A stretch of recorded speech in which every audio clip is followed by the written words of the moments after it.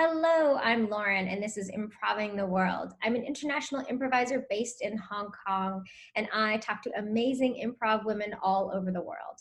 Today, I speak with Rama Nicholas. She is an Aussie in Melbourne, and we talk about intimacy in improv. And I liked it. Peck her up. I hope you do too. Now, Rama, you are, let's get ready, actor, improviser, director, improv teacher. You do film, you write, you are a solo artist.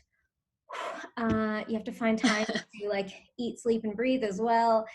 And you specialize in intimacy in improv. So first and foremost, just to put us all on the same page, what is intimacy in improv? Anything from a kiss or the suggestion of sex to emotional or psychological intimacy and intensity. So it could be more of an energized sexual scene. Maybe like running sex or something, yeah.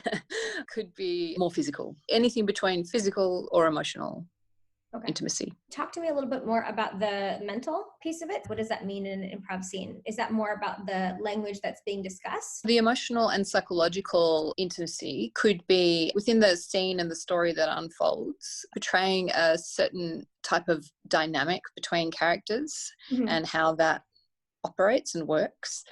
For around about the last decade or so, you've really been focusing and zeroing in on this teaching, facilitating these discussions about intimacy within improv. How did you find yourself in this niche space? 2 decades ago, I started off as an actor, and as most actors would find, the training is all in. So you're all in, 100% committed to your characters and the story, and there's no messing around in that way. And that's how I like to improvise, all in, 100% committed. And same when it came to intimacy and love scenes. So these types of things were never really a problem for me. But when I was watching improvised theatre, I started to question why I was seeing a lot of wimping and cancelling offers when two people would come together to create a love scene or even kiss. Or there'd be this kind of crazy panic around a kiss, something as simple as a kiss. I've seen people really dumb things. And it's mainly to do with them going too fast, not slowing down. So I've seen people like smash each other in the face, blood lips, or put other people in physical sort of danger, like picking them up too fast, whirling them around the stage. And it's all to do with fear and panic around the topic of intimacy on stage. So I started to really question, why is there so much fear and panic around doing intimate scenes on stage when in every other creative field, it's such a huge genre and it's like a multi-million dollar genre. It's a form of storytelling and also comedy that I felt was really lacking in improvisation, that we weren't really willing to lean into. Yeah.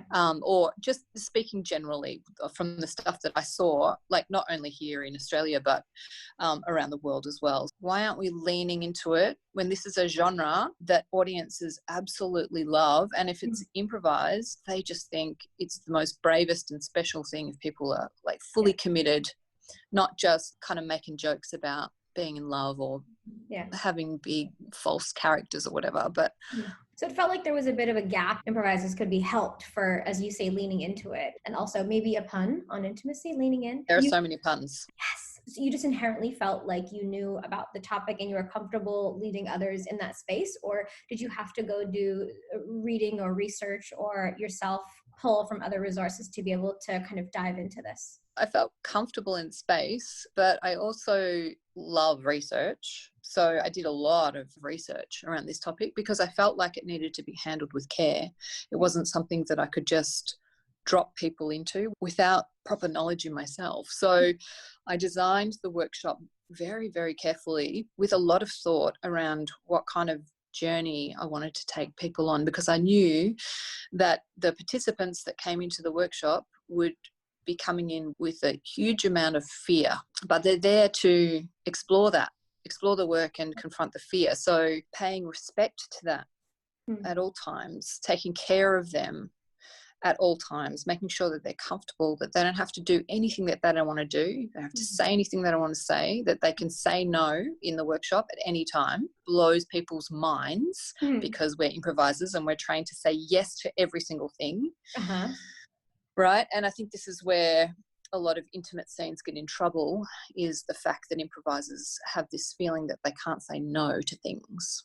So I put it back into their brains that you can say no at any time to an intimate scene, because this is your body and it's your life. It's a vessel for the story and the scene. But as we've all experienced, well, as women, it's more important to take care of ourselves and our bodies than improvisation, even in acting, I think. And this has been proven time and again with the Me Too movement. So do you know what I'm saying? Am I explaining Yeah, it? no, you're saying it's important that I take care of me, Lauren, first and foremost, above the moment of this one improv scene where I'm a cat who maybe is about to have sex with another cat. Because really, That's at right. the end of the day, that is a singular moment which is going to pass. And this is a fleeting piece of a greater whole show, scene, whatever.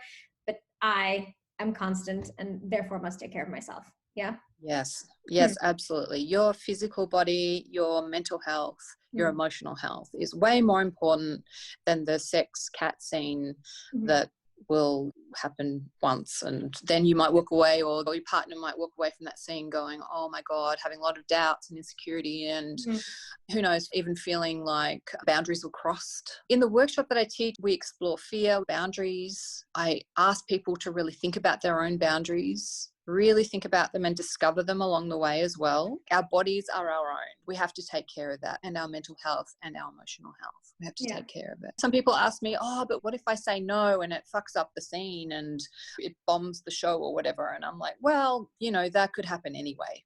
It's improvisation. So I would rather you take care of yourself and that happen. And most likely it's not going to happen. You're going to find a way to get the story back on track. If you say no in a scene to something that you don't feel comfortable with around intimacy, then maybe that's okay to be the teacher on stage to the person who's offering that.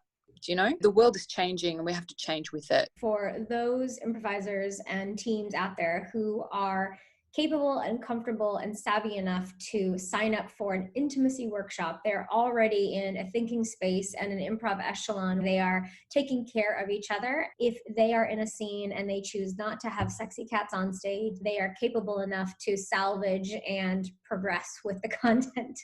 This one scene that bombed is something that can be turned into a game or flipped on its head. Improvisers who are coming and signing up for this are clicked in. Rama, who are you working with? Festivals or individuals come for coaching, or it's troops? Who do you do your work with? Improvisation theatre companies and improv festivals. It's not appropriate to have one-on-one coaching and intimacy. I think there always has to be a third person present to make it professional. So groups is the best way to approach intimacy. Okay. Yeah. What are the main hurdles do you find? Do teams usually come with specific things that they're struggling with, or do you see patterns when you go around the world and you deal with different people? My God, there's so many hurdles. The main concerns that come up from participants are they're afraid of crossing other people's boundaries. This is the number one fear that comes up in the work, and hurdle. And I think it's actually a fantastic fear to have, because it means people care about others and they don't want to cross other people's boundaries. They want to learn how to approach the work in a safe and consensual way. So I'm always very happy when I hear people that are afraid of crossing other people's boundaries. I can then teach them the tools that they need to be able to approach the work. Are the people who have their own personal struggles dealing with this topic different depending on how they identify for gender? Yeah, there are some differences, but not many. Okay. Really not many. One of the biggest things for guys is that they don't want to come across as creepy, the creepy guy. Like 99% of improvisers that I've taught are good-natured, well-meaning people. You know. For women, it's more, how do I say no? The fear of saying no if they're in an uncomfortable situation. And also, what if I mislead someone with my advances and they think that it's actually a real thing that's happening rather than a professional scene. Yeah, so that comes up a bit, that topic. And there's no right or wrong answer. It's all subjective. Some of the topics that come up, I don't have all the answers for, because it is a subjective thing. But the main thing is that we explore the fear in the room. We get it all out onto the table. We have a big discussion at the top of the class, huge discussion. And then we get stuck into the work and practice. If you're dealing with theatre companies, both performers and people who maybe are more directorial or logistical, are you preparing them to have ongoing open discussions, or are you doing work with them which is preparing them for stage play, how they engage on the stage? Yeah, both actually. Both of those things go hand in hand. You can't have one without the other.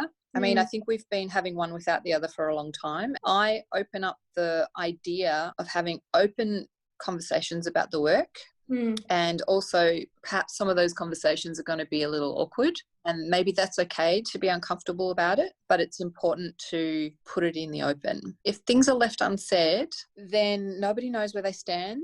The trust in the group declines. And if the trust in the group declines, then your work's going to be less risky, less fun. You're probably going to lose some people. It's all about building trust. And I believe that you can't really do that without these open and honest conversations around the work. And how does this specialization within intimacy flow into your other work? You direct, write, solo work. To be fair, you're probably also painting and sculpting below the screen right now. So how does this come into the other kinds of work? A couple of things. For a few years now, I'd been wondering how to bring this type of work into film and television. And then 2 years ago, I met a woman who was doing it. It was all kind of born out of the Me Too movement and the need for intimacy coordinators. So I met her, and last year I trained with her in London. So I'm training to become an intimacy coordinator in film, TV, and scripted theatre at the moment. What is that? Are you like, okay, wait, let me throw out some possibilities and then you tell me where you really are, which spaghetti sticks to the wall. Are you on the porn site when the guy shows up with the pizza box? Or are you on a beautiful television drama, network TV, and like people lovingly are acting? Or is there a third option? I feel like I only went to porn and TV drama. Yeah, so it's not porn. It's about helping directors and actors and the production. If there's any intimate scenes, anything from a kiss to simulated sex, helping the actors and the directors create a safe and consensual intimate scene that has a really safe and professional process where everything is consensual, written down. There's no putting two actors in a room and letting them sort it out themselves, where, you know, any kind of awkwardness could happen or inappropriateness could happen or uncertainties around that could happen. It's about putting in place a really professional approach to intimate scenes and nudity as well. I've lent a lot of thought actually to this before as a performer myself, and when I watch intimate scenes, I think to myself, if you could zoom out of that moment, you would see all of the camera rigging and all of the staff and people in the room. Yeah. And beyond having to do something so intimate in a way that is being documented and scripted, you are furthermore having to pretend that this whole circus is not around you. So you're creating intimacy in the least intimate moment ever. And it's just the rigmarole and planning which goes into that, and the emotional netting that you have to put below the high wire of this must just be utterly crazy and so thorough. Just for example, crew is made up of mainly men. It's just the way it is. So there's a gender disparity there. It's also about calling that out a bit and saying that if there's an intimate scene or a simulated sex scene, making sure there's gender parity in the room rather than just a crew full of guys watching a sex scene between a heterosexual couple. You know, it's just one woman. There's things like that that productions don't normally think of that can be really affecting to an individual. It's really interesting, really, really fascinating. Personally, as someone who's done a lot of coaching, I have had people come up, they sort of said like, thanks for being a woman, especially a woman being coached. As you said, you're dealing with a heterosexual love scene, let's say, and you have a woman in the room, and so you're being thoughtful of the surroundings. Or improv or theater companies, do you feel like your gender lines into this and or gives you a springboard for the kind of work you're doing? I'm working with Ita O'Brien, and she has a company called Intimacy on Set in London, and there's a bunch of us in that company, and most of us are women.